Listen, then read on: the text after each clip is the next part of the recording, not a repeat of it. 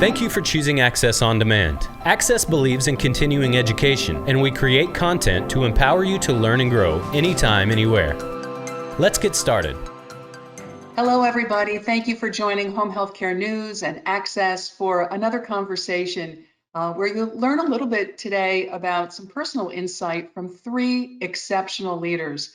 And they just happen to be women. They're extraordinary, fearless women. We're going to make this candid and a little bit informal, as if we're kind of sitting at a fireside chat. We're all coming to you from our home offices because of COVID. Otherwise, we would be together. But my name is Deborah Hoyt. I'm Senior Vice President of Public Policy, and it's my absolute pleasure to be able to participate in this conversation with our three guests today. First, we have Carla Davis. She's President and CEO of Heart of Hospice. We have Jennifer Sheets, President and CEO of Caring Brands International and Interim Healthcare Inc. And finally, Marcels Combs. She's President of MAC Legacy. So welcome, ladies. It's great to see you. And I hope you're all doing well in your respective parts of the country. Gosh. So there's a little bit of background noise there, but we'll work through it. And that's always the challenge when we go live and virtual. So the way we're going to structure this next 60-minute conversation is we have 6 topics we want to explore. And each of these leaders is going to provide some very personal insight into their professional career and their personal life and their journey along the way. I think that so many young leaders and so many young professionals really need role models, especially in the home-based care industry. When we're moving so quickly, change is something that is always present, and we're always kind of running on that treadmill and not taking enough time to care for ourselves and also nurture ourselves in terms of learning about how we can become better as individuals. So I think we're going to learn quite a bit today, and we're going to start out with the first topic. I think Carla Davis is going to take this first one. And I'm going to ask her, was there a time early in your career where you just knew that you would be doing great things to change the world for the better? Carla? Sure. Well, a little bit about Heart of Hospice first. We are in 5 states. We're 16 locations in 5 states, and we're currently serving about 1,700 hospice patients. This last year, we did move upstream a bit and opened up 3 palliative care locations, and we're currently serving about 110 palliative care patients and really looking to see that expand. I'm thrilled to be here with these 3 ladies. I did not get the memo about the silver and gold background that you all 3 have. And to have an honest conversation, I think, from our heart. So to get back to the question, I think, first of all, I was fortunate enough to have parents that really let me think I could do anything and be anything. And I think that's kind of where it does start. I ended up going to Davidson College. I didn't know what I wanted to do or what I wanted to be. This is when Bill Clinton was running for president. And it's the first time I remember a conversation nationally about our impending healthcare crisis. And so I took this class called Rationing Medical Care, which was a symposium of 12 people. And we learned about really how much money we were spending, what fetal choices were being made. And I learned that at that time, 1/3 of our dollars were being spent in the end of life, and most of that in the last couple of months of life. So I was like, I have the solution. I almost was like raising my hand to Bill, like, I've got it. If we fix end of life, we can actually solve a huge part of the impending healthcare crisis. Obviously, that was pretty naive, but I did decide to create my own major in medical ethics, and I focused on care for the terminally ill, and basically wrote a thesis on how the American healthcare system should change to better incorporate the hospice philosophy. So I think, kind of going back to your question, I don't know that I ever envisioned that my career journey would have, taken the stops that it's taken, but I did want to make things better. And I thought that people deserve the best care at the end of life. And my entire career, I have tried to knock down barriers to people getting access to that care and not dying behind a curtain in a hospital without their family. And, whether it was early in my career when I worked for Medicare, I still was about that mission, about trying to change end of life care, and to do that through educating people about the regulations. Or later in my career, where I'm really in a position to help knock down barriers to people getting access to care. And I think even, over the last year and a half, COVID has taught us so much. Probably a lot of you guys know that we were able to open up an inpatient unit in 8 days, kind of pop up an inpatient unit.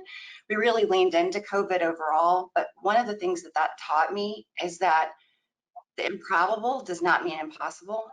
And we put so many barriers up in front of us. And because of COVID, we had to break them down. We had to overcome them. And I think that I hope that going forward in my life and in my career, that I can lead with that kind of mindset all the time. Thanks, Carla. Jennifer, do you have any thoughts on this as well? Sure. So, I mean, growing up for me, I was surrounded by inspiration, people who had worked hard and dedicated their lives to servant leadership. So I think I always knew that my career was going to fundamentally be centered around impacting the lives of others, which is why I chose to start my career out as a nurse. My grandmother was a nurse, and a nurse that saw a great need for better care options at the beginning of World War II. She felt called to be at the bedside of wounded soldiers. And similarly, my grandfather was in Congress and partnered with Harry Truman to increase veteran support, because he really saw such a need for better resources for widows and veterans of foreign wars.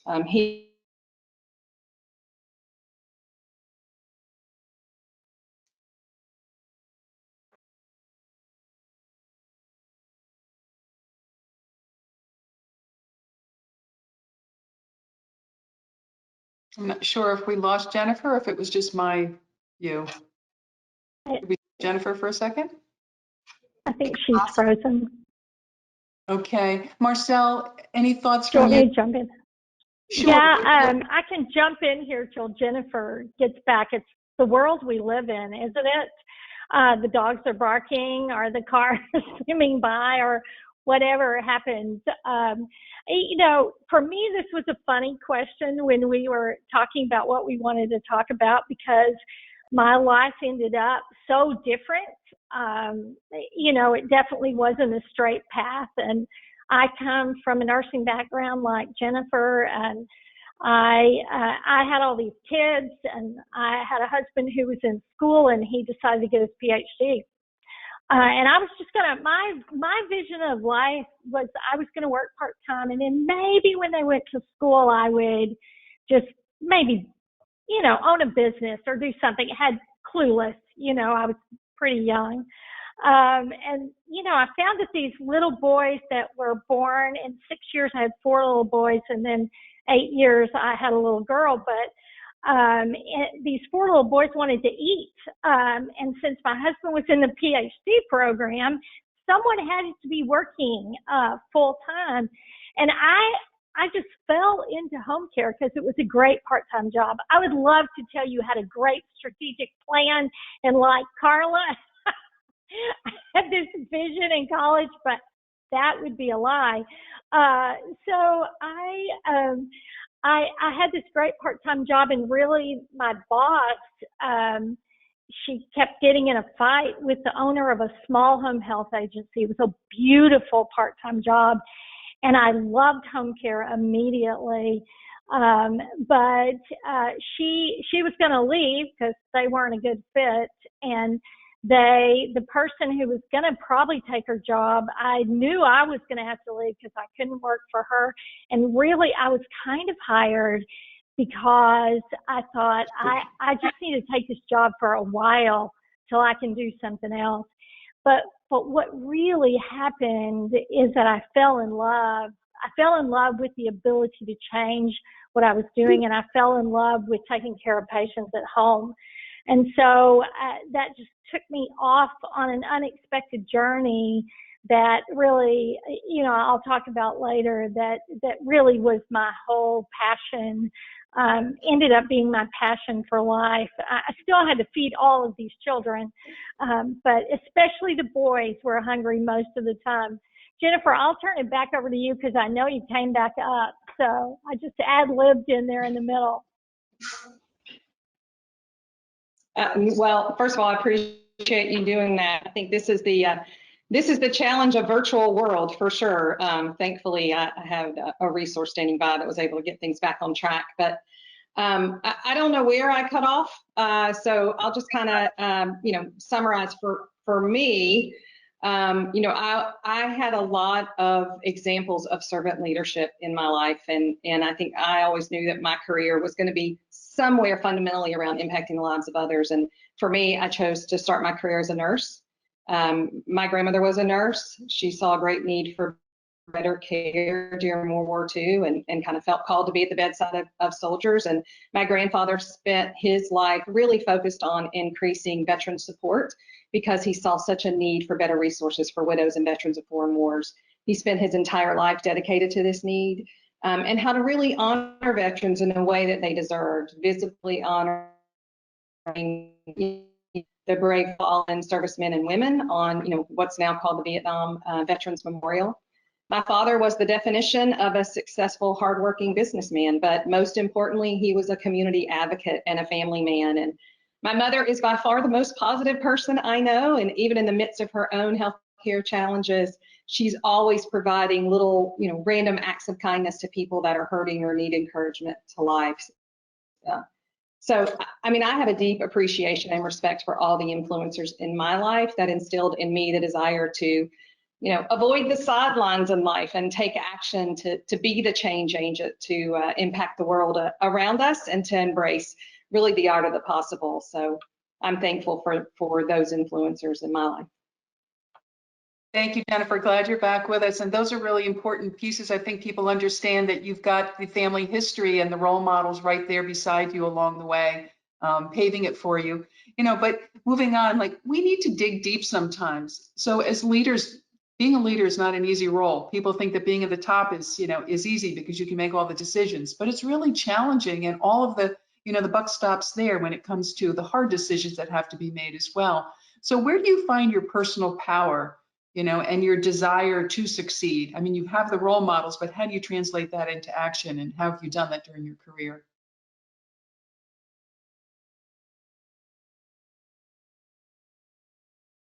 Looks like we're losing Jennifer again, so I'm going to move to Carla. Yeah, and if that's a question for me, I'll.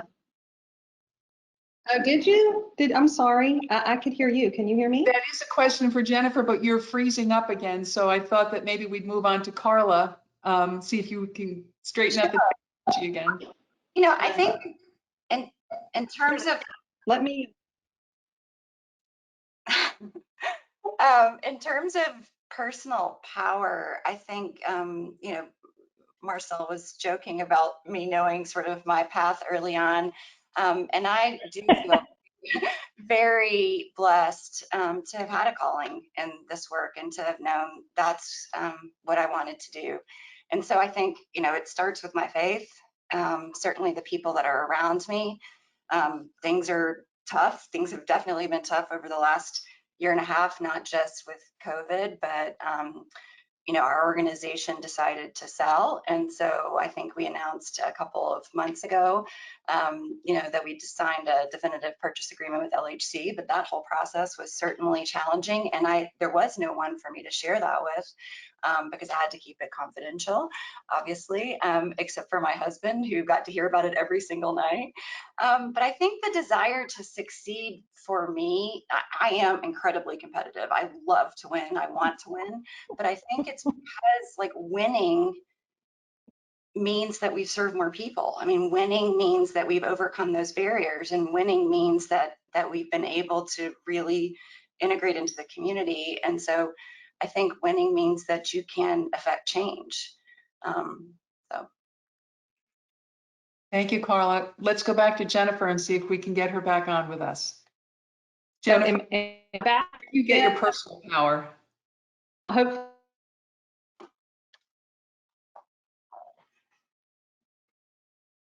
I think she needs some power in the internet right now. I know. Unfortunately, Jennifer's cutting in and out, so we're going to move to Marcel. Marcel, do you have a couple thoughts around personal power? How do you get that when, especially when you, like you shared, Hear me? all of these sons that you had to feed early on? Yes, you know what? I too, as Carla said, I have a deep faith, and I think any personal power or in hard times, it's been Yes. that faith that took me through, and certainly that faith You guys hear me? that made a difference in everything I did. I lost my dad this January, not of COVID, and he was an old man, if you will, if our daddy is ever old. And he was a great person in my life to, not necessarily, he wasn't a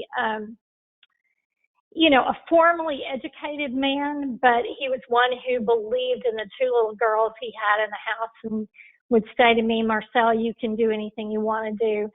And so I think it's our support system. I think also, like Carla, I am competitive, but not at the cost of people, but I am competitive.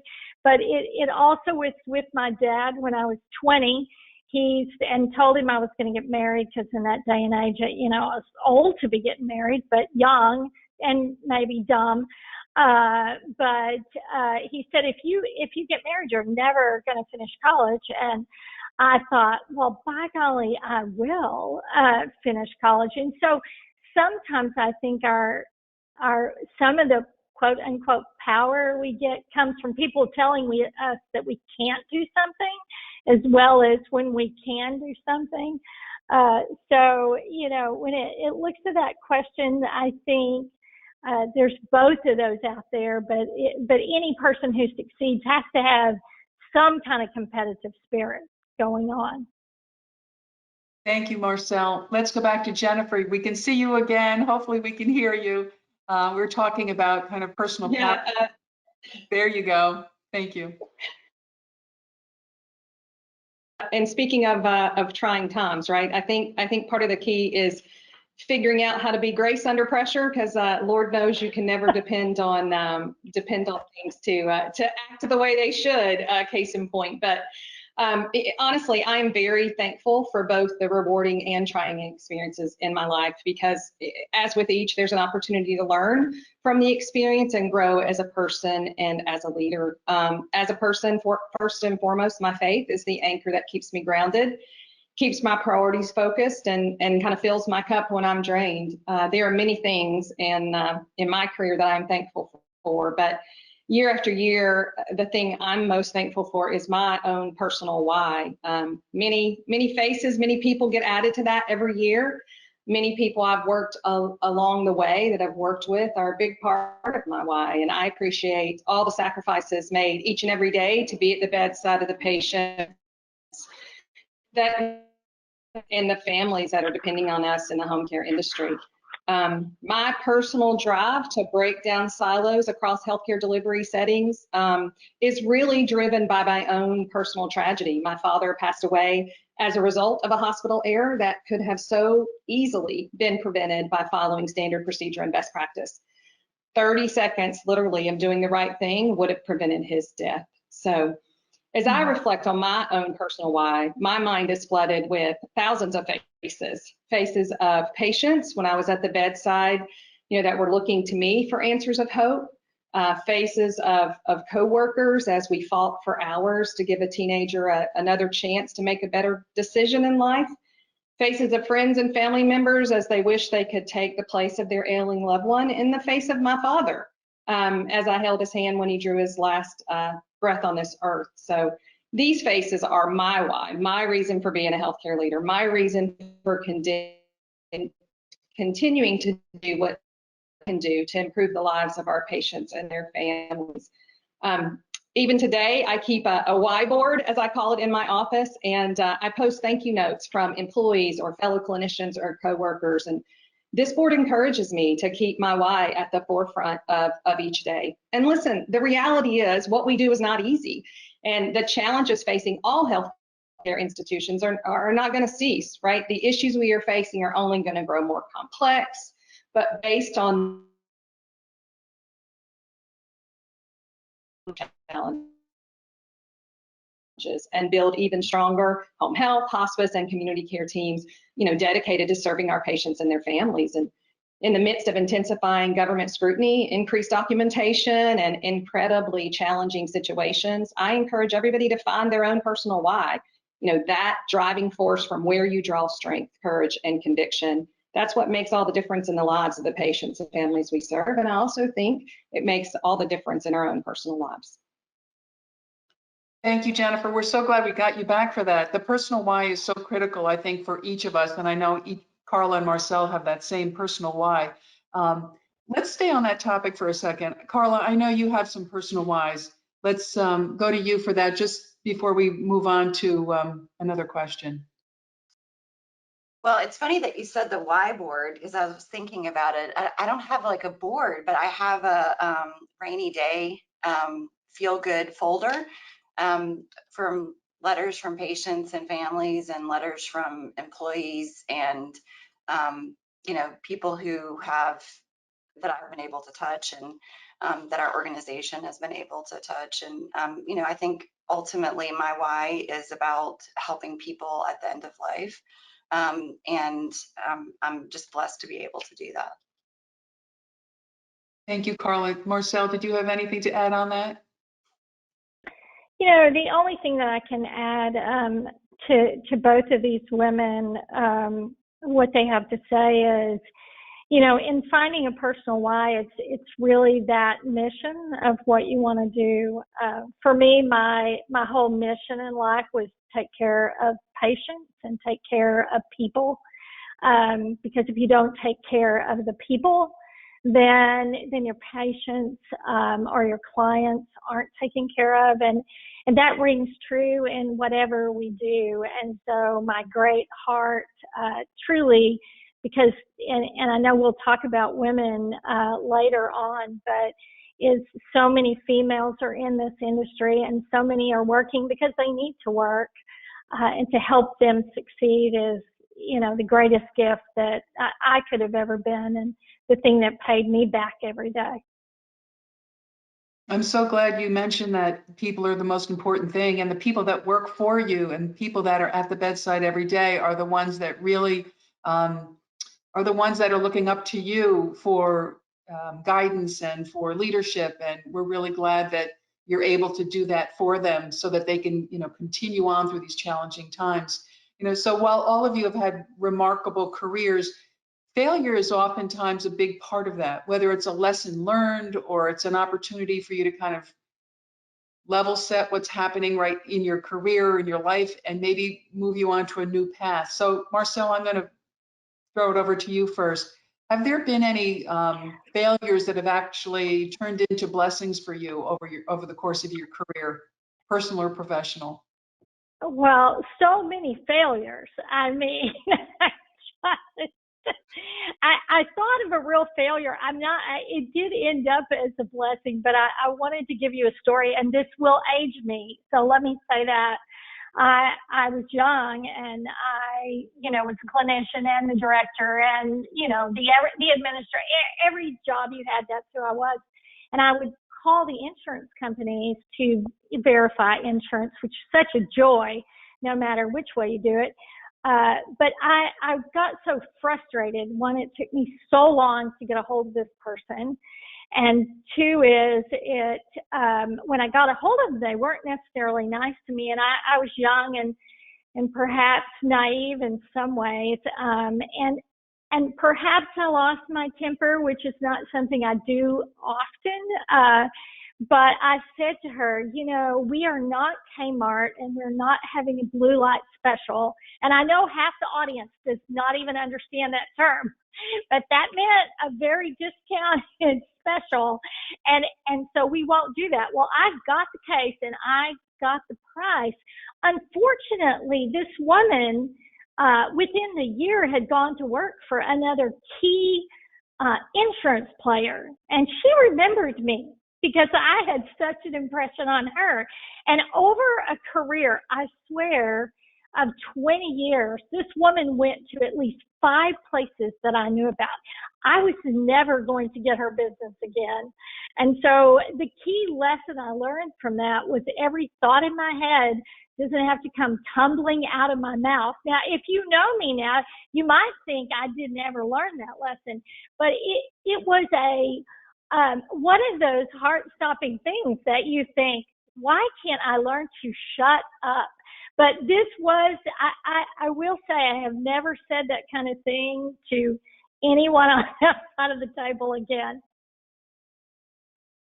Thank you, Marcelle. Jennifer, any thoughts around lessons learned around failures or opportunities to learn to improve? Well, I mean, I have to agree with Marcelle. I think certainly lots of failures along the way. And again, I think for me, I appreciate them, right? I have been humbled many times, realize that it's not perfect. That's hard, especially when you're competitive like all 3 of us are, as I know. And so, you know, for me, it's more of, you know, in these situations, what do I learn from it?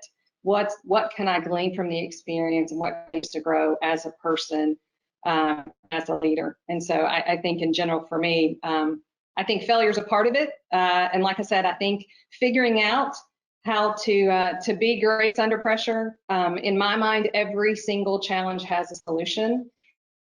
So when we do stumble or we're not happy with kind of our performance, what do we do about it? And how do we then move to the next level? And Carla? Yeah, well, just to Jennifer's point, this is my mantra. Everything is figure outable. But yeah, I have definitely made a lot of mistakes, some little and some large. And I do try to be better today than yesterday. And I think that's all we can ask of ourselves and of the folks that we surround ourselves with. But just a particular instance, I was the COO of VistaCare, which was a publicly traded hospice company in the early 2000s. And so I was in my early 30s running a publicly traded company. And I, you know, had no experience doing that. I'm not sure why they put me in that role, but anyway, I made some mistakes in that role. We bumped into a financial surprise, and I'll just kind of keep it simple at that. And, you know, the leaders around me, my peers and our CEO, you know, I think how we responded to that wasn't the right way. So, you know, I think first of all, we were in denial, and then we tried to spin it. And then like the deck chairs on the Titanic kind of got moved around, and there was, you know, chaos trying to figure it all out. And this went on for months and months and months. And I think, you know, what I learned from that particular part of the experience is that when you are in chaos or crisis, that you need to keep the main thing. And the main thing, you know, for us is definitely taking care of our employees so they can take great care of our patients. And I was focused upwards and around instead of focused on supporting my team at a time of crisis. And I think the other thing that I've learned from that experience is that when you are in a crisis, and those things are going to happen, like things are going to surprise you, COVID's going to happen, things are going to happen. The more that you can establish routine and keep things predictable and put structure in place where there is none, makes people feel normal, and they can do what they need to do, which is take great care of our patients and families. That company ended up selling. I ended up leaving and going to HCR Manor Care. And I think that also taught me resilience. And I think, you know, we have, you know, failures and we experience suffering so that we can build resilience and build character and become stronger and better leaders. So I didn't think it then, but I definitely think it now. I'm very, very grateful for that and every other small and large failure that I've had. Thank you, Carla and ladies, for sharing that. I think oftentimes people don't always hear about the things that don't go right, and they think that you're just, everything is working out perfectly and just kind of muscling through it all. But it's really good to hear that you're able to be resilient, and resiliency is critically important. I also like, Carla, your comment about keeping your employees focused on, during time of crisis or turmoil, keeping them focused on their role, the purpose, and the mission, so they can continue to do what they need to do. And they need to hear that from you. And that's the trait of a good leader. I've worked under many, and they've always kept that focus. So thank you for sharing that. So we'll move on to the next question. You know, the title of this webinar today is a conversation with 3 exceptional women leaders. And actually, I wanted to just call it a conversation with 3 exceptional leaders. They just happen to be women. And I think that oftentimes people think like, well, you're a woman, so we need to, you know, have a certain quota and move women into leadership roles. And that's definitely not the case. So I wanted to ask Carla, you know, what's your perspective of being a woman, particularly in the hospice or home-based care industry? And do you think you have an advantage being a woman, or do you just think that, you know, you have solidified yourself as a respected leader because of the different things that you have proven and done on your own? Yeah, I don't think that I have had an advantage personally. In fact, if anything, it's probably been more difficult to be a woman, especially in large healthcare organizations. But I do think from a leadership perspective, possibly there have been some advantages. I mean, first of all, healthcare is predominantly women. Hospice is predominantly women. I had them run the stat this morning. We are 88% female. So I think that, you know, you have to be able to connect to all the people that you lead, and we certainly strive for diversity, not only in, you know, sex, but all diversity. And I think that's important and makes us a stronger organization. But I think in this work, you have to be able to connect, regardless of your sex, to the mission. And you have to be able to inspire people to go the extra mile when they don't feel like it. And you have to be able to lead with that kind of vision. So I think that the other sort of leadership trait that I maybe it isn't correct to associate it with females, but I think it's very important to be vulnerable and to be truthful and to be transparent. And maybe that just, I'm associating that with being a female, but and maybe I do it too much. But I think that that my team in general can trust me because they can see my heart. And I think it's important, especially in this work, to lead with the heart. Thank you. Marcelle, any thoughts? And then we'll go to Jennifer after that. You know, I think this is an interesting question because generally I'm asked the opposite. What challenges do you, you know, experience as being a woman in leadership, and as somebody who had their own business and sat in front of a lot of, I now have a female banker, but for years and years and years, I could not find a vice president of a bank that was a female. So I sat in front of lots and lots of counterparts that were all male. And, you know, the advantage I see of being a woman, and I agree with Carla, I think women have an ease of being more vulnerable than men, being more open. And that could be totally, you know, two on the other side of that. But I think transparency comes easy as a gift. But as being a woman, you can, at least in the finance world, surprise people because you do understand everything. You do your homework ahead of time. I will say I have had men, you know, call me sweetie in a finance meeting. And I thought, if you really knew me, you probably wouldn't call me sweetie. But the truth is, I needed to be prepared, more prepared and understand more. And then on top of that, you know, I come from a clinical background, so a lot of times the business side people do not expect the clinician to understand the business part. And I personally feel like, and most nurses are women, so most nurses in my career, I've had the gift of leading mostly women. And part of that's just the business we do. But I will say, I think I might walk in a room with a board that might not expect what they were going to end up with. And I think that's an advantage, a critical strategic advantage, and one that women should take advantage of all the time. So I'll turn it over to Jennifer now. Oh. Yeah, sure. So personally, I have never experienced, expected, or wanted a job because of my gender. I want to be the best person for the job, and I want to stand on the merits of my accomplishments and my experience and my expertise. However, I strongly believe that starting my career as a clinician has tremendous insight and advantages. Everything that I learned in my nursing career, empathy, problem solving, patient advocacy, are aspects that I use each and every day in my role as CEO. I believe that it gives me an advantage to have the care and the nursing backgrounds in an operations role.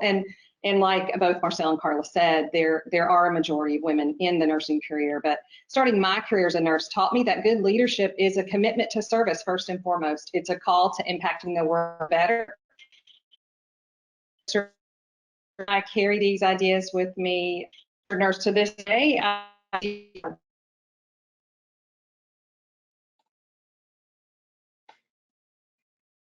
We seem to be losing Jennifer again.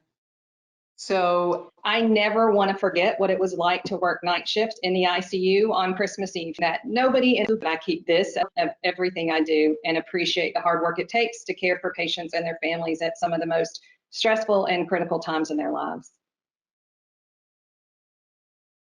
thank you, Jennifer. We're going in and out a little bit there, but I think we got it. We really got it. And I appreciate that.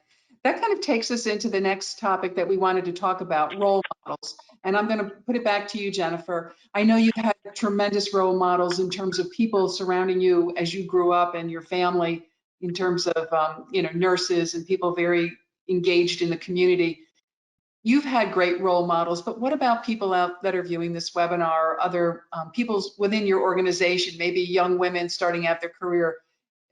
They would probably see you as a role model. What do you think are good values and perspectives in terms of vision that these young people can learn from you so that they can grow to be a fantastic and fearless woman leader?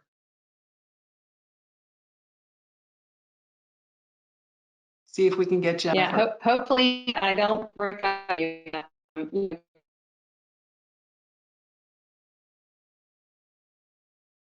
Yes, can you hear me? Jennifer, you're cutting out again on us. So Can you hear me? We're going to go to Carla first, Jennifer, and then we'll come back to you. So we're talking about role models, Carla. Yeah.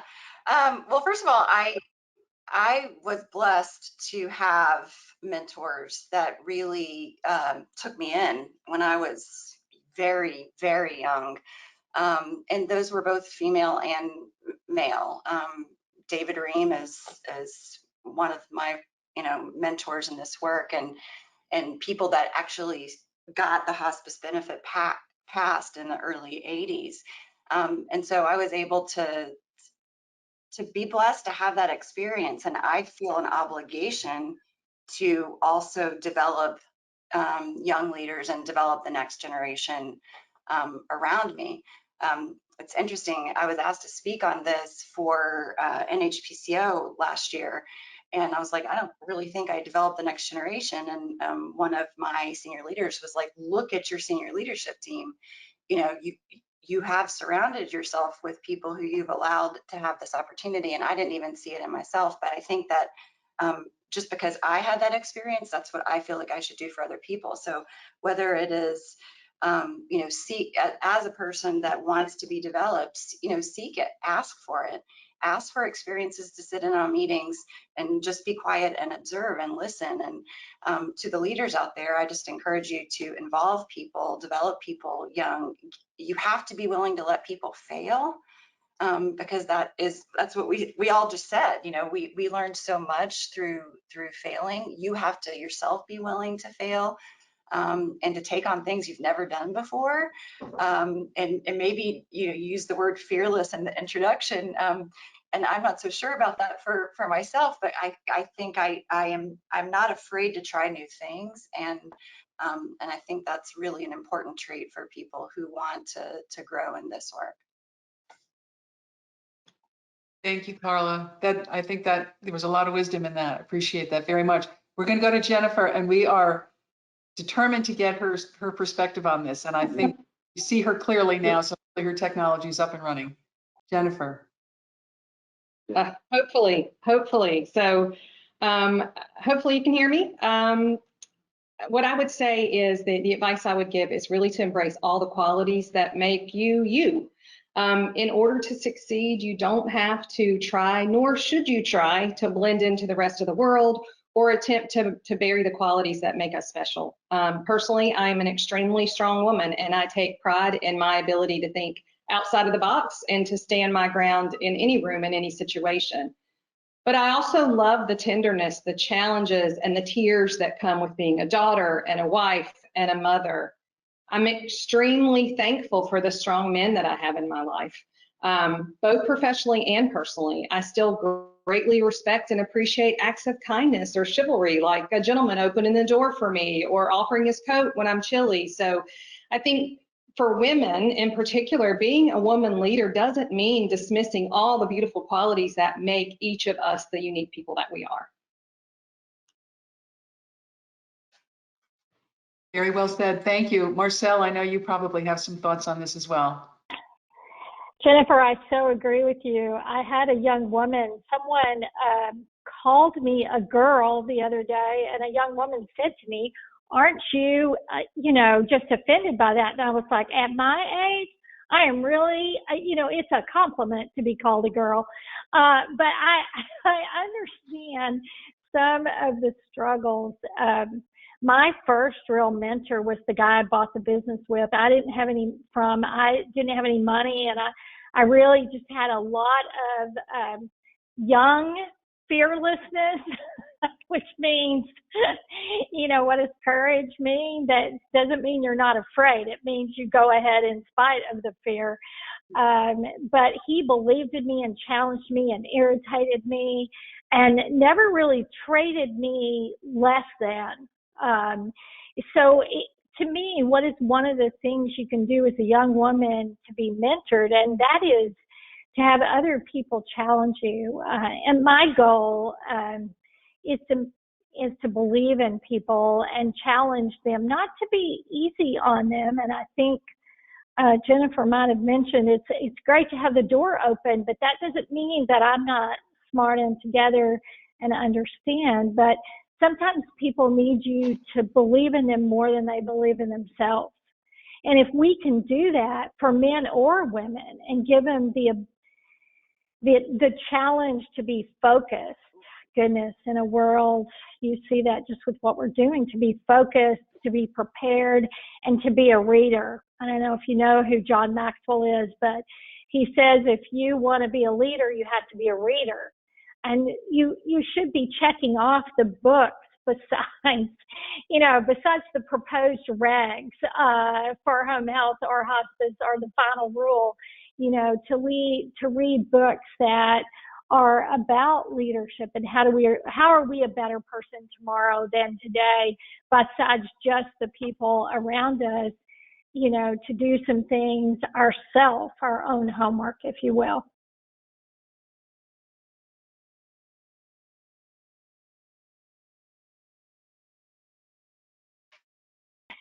Did we lose Deborah? Oh, no. Do you ever feel like you're in a room alone? Now we have Jennifer back. Maybe we should move on, ladies. Talking about problem solving. It is. I'm telling you what. This is a lesson in the virtual environment. I'll ask you, Marcelle, the question. Okay. All right. Question. Well, I think, through listening to everyone's story, life balance is certainly challenging for every leader, but I think especially for women. So how have you found, with your 5 children and and your career, how have you found that life balance for your career and your family? Thanks, Carla. And then I'll ask you all the question. I did mention earlier, I have 5 children, and purposefully, it's crazy. I know a lot of things didn't turn out well, but the children did. And I kind of struggle with the word balance, because I think it should be more like averages, because the truth is sometimes work wins and sometimes your family wins. I've been blessed to be married to the same man since the beginning of time for us, since we were 20. And he's been a great support for me, but also a lot of my friends have been a great support. We weren't a family that both of our mothers died early, so we didn't really have grandma to depend on. And so the balance really came, or the average came in an intentional effort, I think. I intentionally would try to be there for all the big things, and for my kids, and for my husband, who went to Iraq twice. So, I haven't had an easy life to try to handle these kind of things. But from the perspective of how do I do an intentional work, I was thinking about this, because I always think a story tells it best. Is I was out of town, which was for some meeting I thought was essential. I flew back into Dallas. I live an hour north of Dallas. I literally, and I would not suggest this nor say it's safe, but I changed clothes in the car, because one of my sons was a senior, and one of the things they did at his school was the mother walked him across the football field. And it wasn't that I couldn't get somebody else to do that, but it was a really important point in my kids' life. Now, there were other times where state walked into one of my very large offices, and perhaps we were or were not prepared. I'll take the fifth on that. But let's just say I had to stay all evening, and the next 3 or 4 evenings, just making sure that the agency was together for that. So sure, did I have to leave them, my family at home? Yeah. Did I get to go to every event that was there? No, but it wasn't building a good support system. I was asking a gal who worked directly for me for years and years and still works for me, what's one of the important things with this? And she said, to have a really cute assistant outside your office. And I was like, that would be you. But to try to help filter people coming in, because I have an open door policy. But I would say if I could focus this, it would be, above all, try to have fun every day. Try to focus on the big things and be intentional. If any of you, I always tell the young women at home, if they have kids, they aren't going to be little long. And you should focus on that. And I don't mean my life has been circled with kids. There are people who make other choices, and goodness knows they need to go, have some me time through all of this. And you can't forget your own psychological well-being. Well, I'll quit talking about this and turn that over to Jennifer. I think Deborah's back, but Jennifer, you want to answer that question?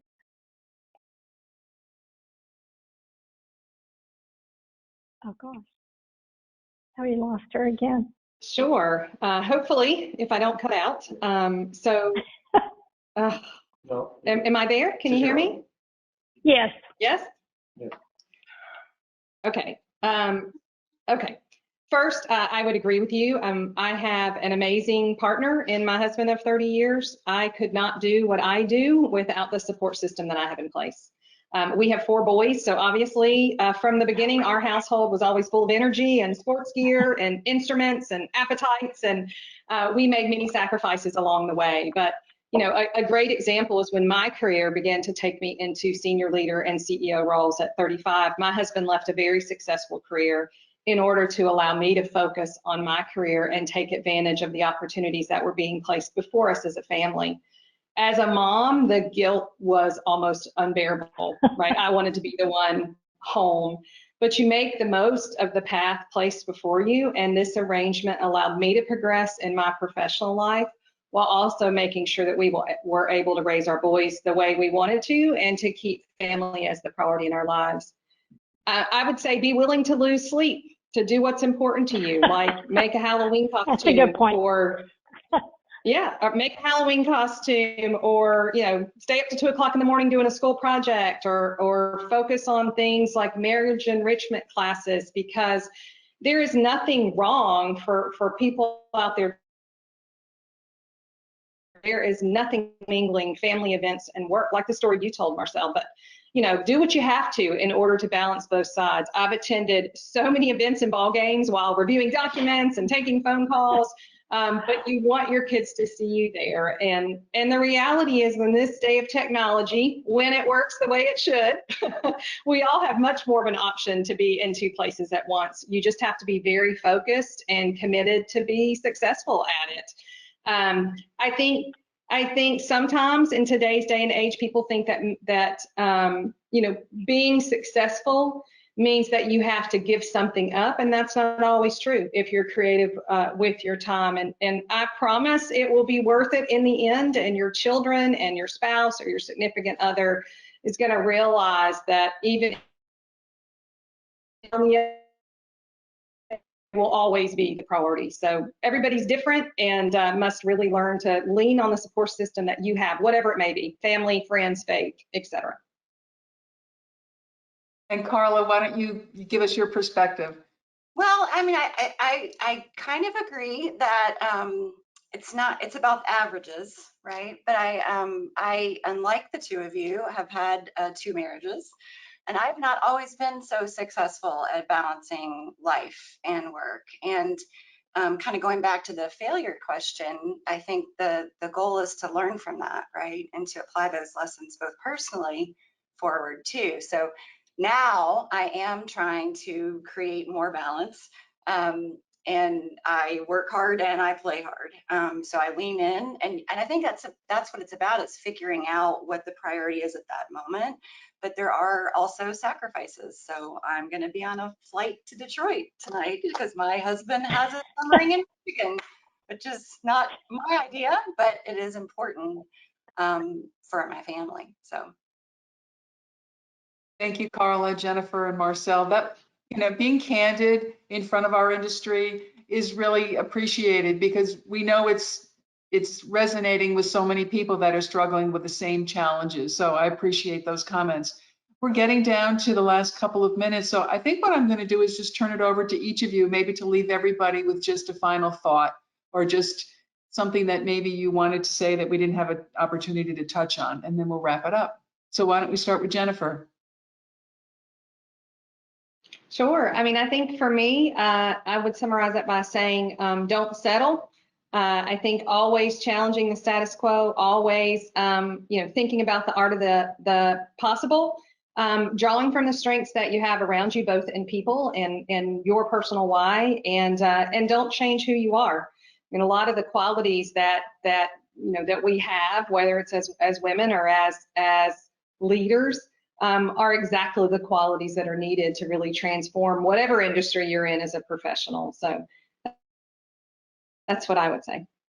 Good. Thank you. Marcelle? It's so hard to sum up a life in a few minutes, but I will say, don't ever take no as really no. Just take no as maybe.